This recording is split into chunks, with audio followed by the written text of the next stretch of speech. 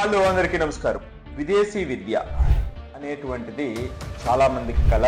USA, Canada, Australia దేశాలలో మన పిల్లల యొక్క అడ్మిషన్స్ సంబంధించి చాలా స్ట్రిక్ట్ రూల్స్ ఏర్పడటం, తద్వారా ఈ దేశాలలో స్టూడెంట్స్ యొక్క సంఖ్య తగ్గటం మనం గత కొన్ని రోజులుగా చూస్తూ ఉన్నాం. మరి అలాంటప్పుడు కొత్త డెస్టినేషన్లో ముఖ్యమైనటువంటిది జర్మనీ, ఫ్రాన్స్.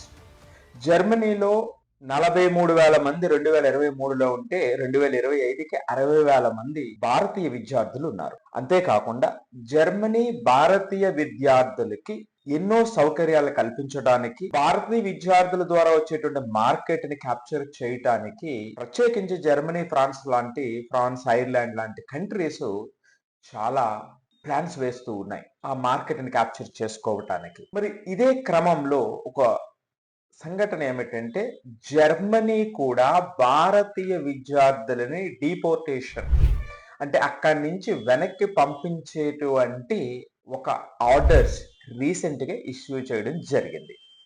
అంటే విదేశీ విద్యలో జర్మనీ మనకి ఇప్పుడు ఉన్నటువంటి అవకాశాల్లో ముందు వరుసలో ఉంది అని అనుకునేటప్పుడు, ప్రత్యేకించి భారతీయ విద్యార్థులు జర్మనీ కూడా వెనక్కి పంపిస్తుంది అన్నప్పుడు మరి జరిగిన విషయం ఏమిటి, ఎందుకు పంపిస్తుంది? వివరాల్లోకి వెళ్తే, IU international university Berlin campus లో మెజారిటీ స్టూడెంట్స్ ఇండియన్స్. వీళ్ళలో 300 మంది పైన విద్యార్థులకి డిపోర్టేషన్ నోటీసెస్ ఇష్యూ చేయడం జరిగింది. ఎందుకు అంటే, వీళ్ళు ఈ యూనివర్సిటీలో హైబ్రిడ్ కోర్సుని ఆప్ట్ చేసుకోవడం జరిగింది.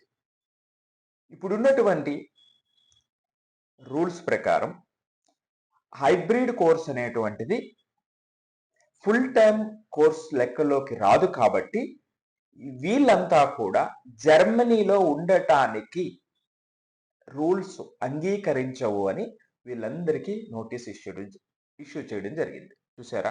అంటే వివరాల్లోకి వెళ్లకుండా సరైనటువంటి గైడెన్స్, సరైనటువంటి సమాచారాన్ని సేకరించకుండా గుడ్డిగా ఈ కంట్రీ ఆ కంట్రీ వెళ్ళేటువంటి సందర్భంలో ఇటువంటి వార్తలు వినవలసినటువంటి అవసరం ఏర్పడుతుంది. బాధాకరం ఏమిటంటే, భారతీయ విద్యార్థులు ఇంతమందిని వెనక్కి పంపించడం, అంతేకాకుండా భారతీయ విద్యార్థుల మీద ఒక చిన్న మచ్చ లాంటి వార్త అని దీన్ని భావించాల్సి ఉంటుంది. అంతేకాకుండా మరింత బాధాకరం ఏమిటంటే, వీళ్ళు సుమారుగా 25,000 నుంచి 30,000 యూరోస్ ఈ కోర్సుకు వెచ్చించడం జరిగింది.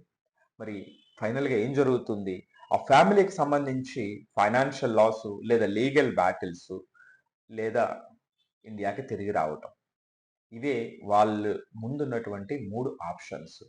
సో ఈ సంఘటన మనకి చెప్తున్నటువంటిది ఏమిటంటే, విదేశీ విద్య కోసం వెళ్తున్నప్పుడు సరైనటువంటి, నేను ఎప్పుడూ చెప్పేటువంటి విధంగా, don't worship the country, have a clarity and clear goal.